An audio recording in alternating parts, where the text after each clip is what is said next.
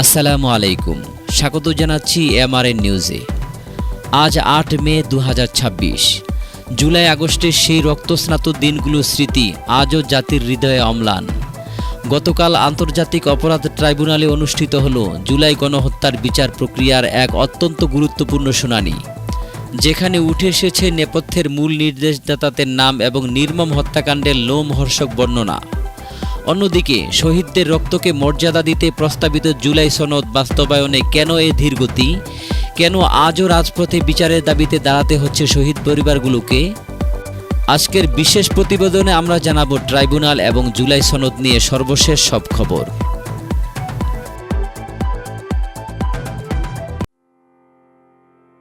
গতকাল ট্রাইব্যুনালে জুলাইয়ের গণহত্যার ঘটনায় দায়ের করা মামলার শুনানি শুরু হয় দিনের শুরুতেই। তদন্ত সংস্থার পক্ষ থেকে জানানো হয়েছে, ইতিমধ্যে হত্যাকাণ্ডের সাথে জড়িতদের বড় একটি অংশের বিরুদ্ধে তথ্য প্রমাণ সংগৃহীত হয়েছে।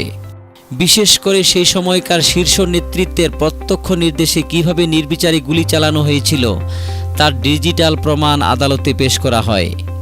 রাষ্ট্রপক্ষের আইনজীবীরা আদালতকে জানান, বিশ্বের ইতিহাসে এটি ছিল ছাত্র জনতার উপর চালানো নজিরবিহীন এক বর্বরতা। আদালত শুনানিতে গুরুত্বপূর্ণ পর্যবেক্ষণ দিয়ে মামলাটিকে পরবর্তী ধাপের জন্য প্রস্তুত রাখার নির্দেশ দিয়েছেন। যদি সেই স্বাধীনতা ফিরে না আসে তাহলে তো এই চোখের কোনো মূল্যায়ন থাকলো না। আমার ভাইয়েরা যে মারা গেছে তাদের মূল্যায়ন তো থাকলো না। এই মূল্যায়ন করতে হবে, আর এটা আমরা তারেক জিয়ার কাছ থেকে আদায় করে নেব ইনশাআল্লাহ। বিচারে সমান্তরালে আলোচনায় আছে জুলাই সনদ। আমার ছেলে কি টাকার জন্য মরছে?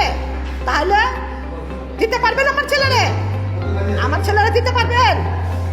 টাকা দিয়া যদি সব হইতো, তা টাকা দিয়ে সব কিনতো, যেমন তরকারি কিনে। মানুষ কিন্তু কিনা যায় না।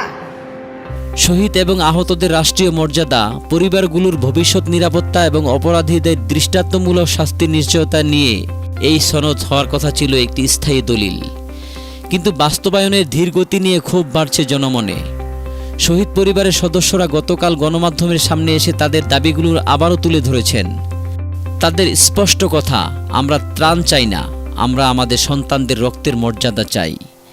তারা সরকারকে হুঁশিয়ারি দিয়ে জানিয়েছেন, জুলাই সনদ বাস্তবায়নে টালবাহানা করলে আবারও রাজপথে নামতে বাধ্য হবেন তারা।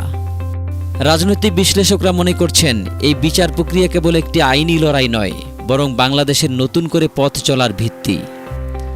জুলাই সনদ বাস্তবায়িত হলে তা হবে আগামী প্রজন্মের জন্য একটি বড় শিক্ষা, যেখানে কোনো শাসকই আর জনগণের উপর গুলি চালিয়ে ক্ষমতা দখলের সাহস পাবে না। মানবাধিকার কর্মীরাও আজ সোচ্চার হয়েছেন এই বিচার দ্রুত নিষ্পত্তির দাবিতে।